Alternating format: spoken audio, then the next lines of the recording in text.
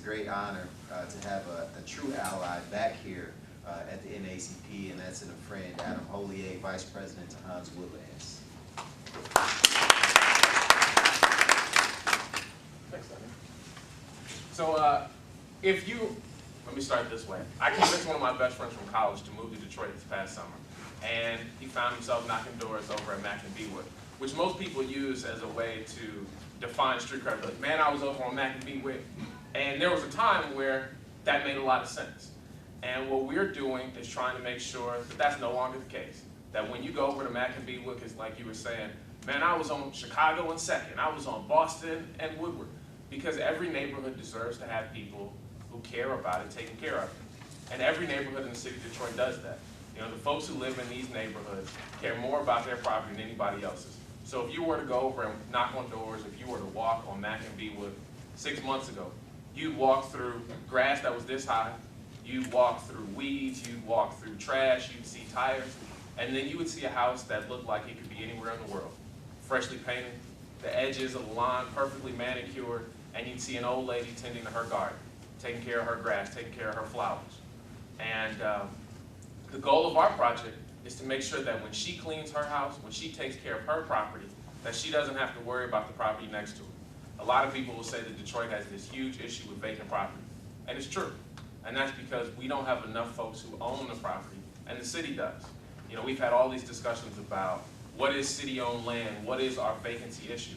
And the issue is the city owns too much land and isn't maintaining it, right? If you live in the city of Detroit and you have a vacant lot on your block, does the city own it? Probably. Probably. And they don't cut the grass. And we wish that they could, but they don't have the resource to do that. They currently don't have the resource to cut all the parks. So as a community, we've got to come up and say, well, what are we going to do more in our neighborhood? And that's been the problem in Detroit for far too long. We've been asking Detroiters to do things that are unreasonable. We've been asking you and me to cut 7 lots, right? You know, once or twice a year, we go out and we clean up our whole neighborhood in broad swaths. But it doesn't maintain it every week or every 2 weeks. So what you say to your grandmother, and this is 100% true about my family as well. My grandmother lives over by Northwestern, and one day I went over to her house, and I was like, Grandma, the house next door is crumbling. It was literally imploding. And the city had to come out and demolish it because the house was blowing out. And that happens every day. Trees fall, folks move. And you say, I have to move my grandmother, I have to move my parents. And I lived 3 blocks from my parents because I wanted to make sure they never had to leave. And John Hantz, who owns the Hantz Group at Hantz Farms and Hantz Woodlands, lives 1 block away from this project. And he has for 20 years. And so when he looked around, he said, I have the resources to do more. Just like any one of us have said, and for us, most of that means we'll cut the grass, right? It means that we'll plant a couple trees, we'll do all those types of things. He said he could do it on a bigger scale, and was frustrated, just like all of us, that there was not significant investment in neighborhoods, because there hasn't been. So John has committed about $30 million of his own money to fixing the Lower East Side. And we've already spent about $3.5 million just in that one neighborhood. So in 6 months, we have taken a neighborhood that looked devastated, that looked very different, that folks would call Little Beirut, that folks would say anything about, into a neighborhood that belongs, into a neighborhood that you would want to live and want to stay. And so what that means is we've cut all the grass on about 2,000 parcels on a 7 to 10 day rotation scale between Van Dyke and St. Jean, Mack and Jefferson. So everything from Indian Village east to the Chrysler plant south of Mack and Jefferson. So go over there, check it out. And our goal is to make sure that this is a model that can be duplicated. A lot of times we say, all right, well, one exceptional kid can make it, or one person can do this. Our goal is to make sure that it's something that you can duplicate, something that we can do in my neighborhood in the North End, something that we can do all across the city, and something that you can do, something that's scale upable and scale downable, so that you can say, man, I don't have $100 million, I can't do what he did. Well, what would it cost for you to buy one property, to maintain one lot? And the first discussion that you have to have there is, can you buy property from the city? And we all know it's an extremely difficult process. So when we negotiated our deal with the city, we required that any resident who lived in the neighborhood could purchase that same property for half of what we were paying. And about 100 residents have taken up that deal and have bought it. And a lot of those lots we cleaned up ourselves just as good neighbors. And so it's the commitment that our #1 goal is to make neighborhoods more livable. And then everyone says, well, how do you make money on that? How do you get value back from that? And the answer is very simple. You don't, and you do. So the Hantz Group is a financial services company. The #1 reason that folks go and visit the Hantz Group today as new customers is they're interested in the work that we're doing in Detroit.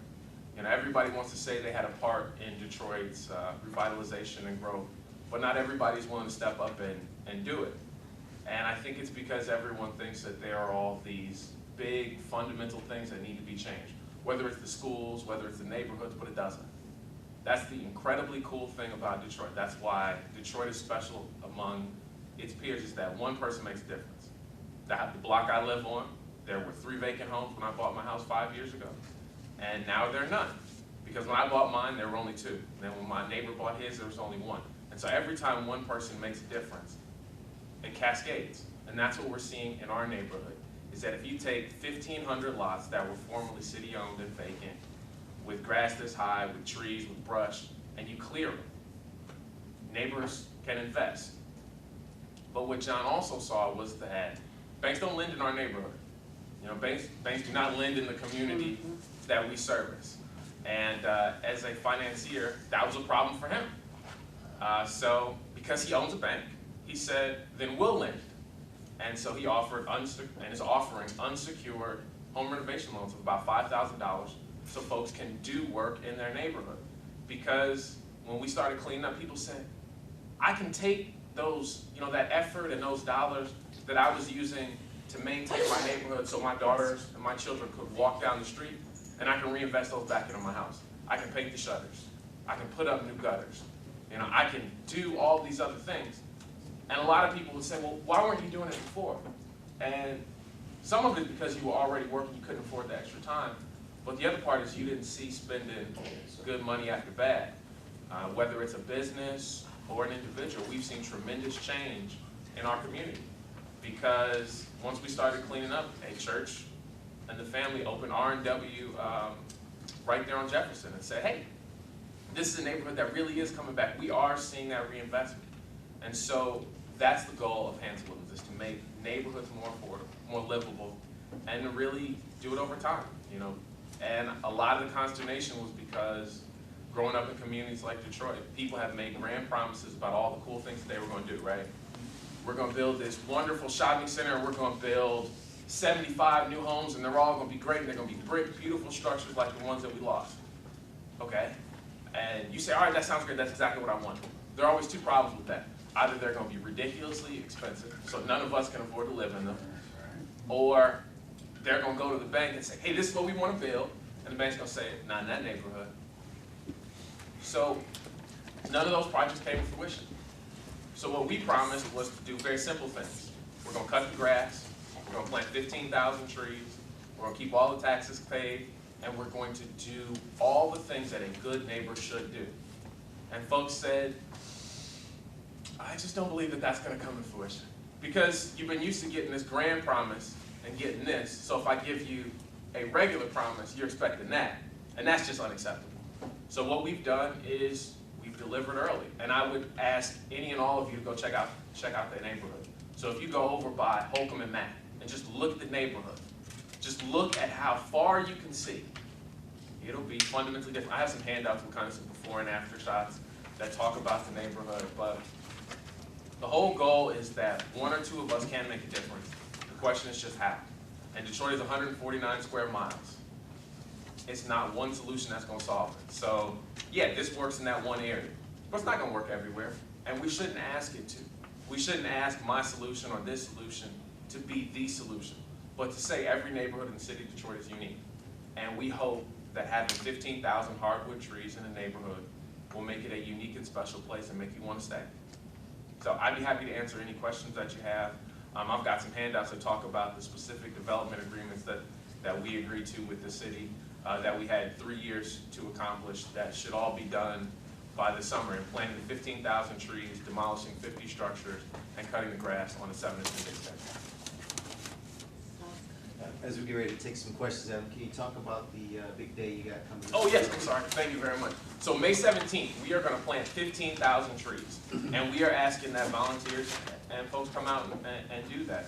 We've gotten more than 200 volunteers that have signed up in less than a week of folks, honestly, primarily in the suburbs. So the company has about 600 employees, and the employees are super excited about doing it. We've been partnering with local initiatives like the Lower Eastside Action Plan and organizing and doing those types of things. But all the holes will be pre-drilled, so it'll be pretty easy.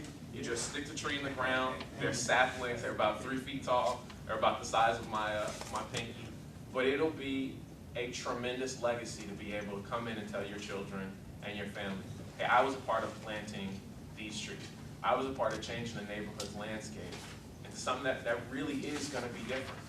And that's 100% the goal, is to say this is what it should be. And the reason we got to Hardwood Trees was because we went door to door, knocked on every door, and asked folks, hey, what do you see? What do you want to see in the neighborhood? Because what we wanted to do was do an apple orchard. But neighbors said, I would prefer if we didn't have fruit. I'm worried about the rodents. I'm worried about these. So we changed. And that's the commitment of the project, is that we will always be responsive of neighbors. And we would love for you to come join us on May 17th. Once again, I have maps there along with all the information on where to sign up. I thank Adam for sharing that information.